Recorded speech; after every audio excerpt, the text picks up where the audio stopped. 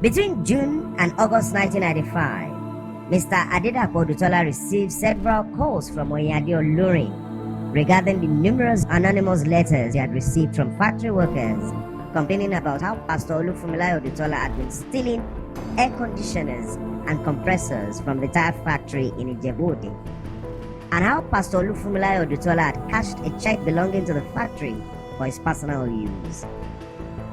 Olufunmilayo Odutola's proclivity to steal knows no bounds.